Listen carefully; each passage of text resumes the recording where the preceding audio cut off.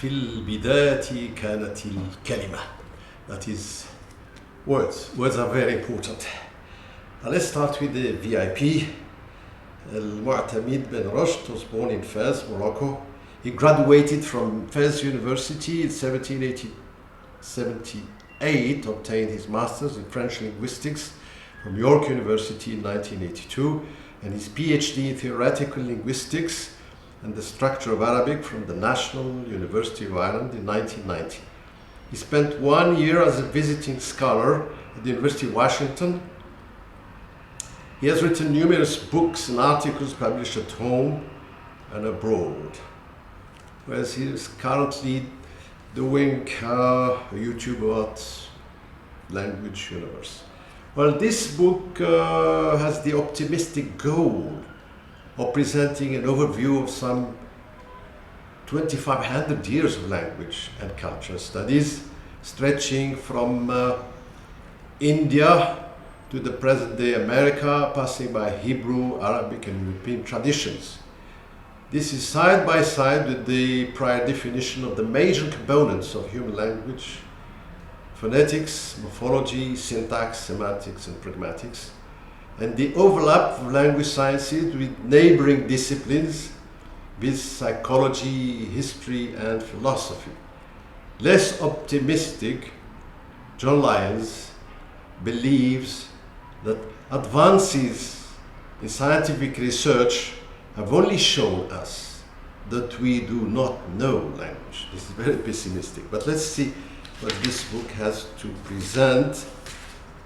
In fact, it speaks about the difference between American and English. It speaks about the philosophy of language, the psychology, language itself made up of meaningful sounds. Okay, so if we go directly to phonetics on page 24, it has to do with sounds, vowels and consonants. An interesting example are the nasal vowels of French that you find in the example of un, bon, pain, blanc. Phonology is deals with the rules that control the structure of a language. So instead of saying human being, you say human being. So this is transformation of an N into a NEM. Morphology is the structure of the word. So if you have an example of enjoyable, so joy is a noun, enjoy is a verb, and enjoyable is an adjective.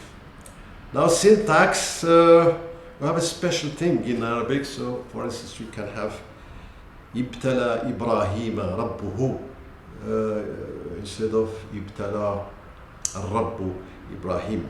That is, the Lord tested Abraham. Well, in semantics, you have antonymy, synonymy, etc.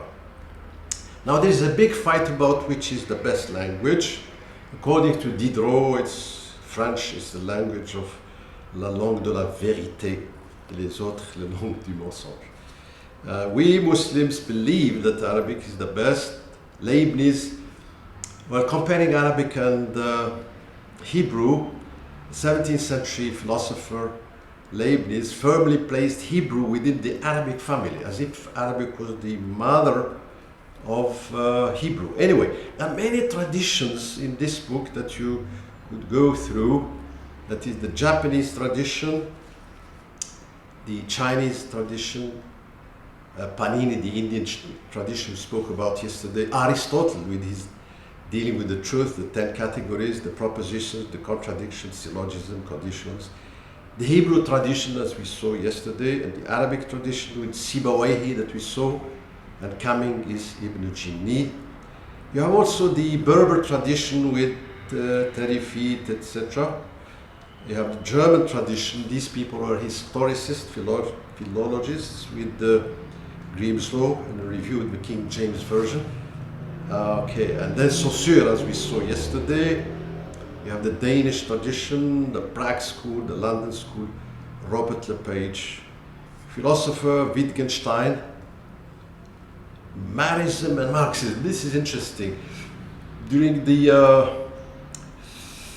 time when Russia was a superpower, they tried to examine everything in terms of Marxism, superstructure, infrastructure. So they said that the infrastructure determined the suprastructure. So economy determines ideas, by opposition to Hegel, who said the ideas determine reality. And there was a famous, well, at least in Russia, a linguist called Mar, who tried to explain the Russian language, the evolution of language and all languages of the world in terms of Marxist infrastructure, superstructure, etc. But here comes Stalin and drop all his books to the ground and saying the same Russian language that the Tsar used, we are using nowadays in the revolutionary Russia. You have also an interesting Christian school called Techniques by Pike and the Summer Institute. You have William Lebov with his sociolinguistics and Chomsky, as we saw previously. You have also Langacker with his cognitive grammar, that everything is meaningful, any sound is meaningful according to him.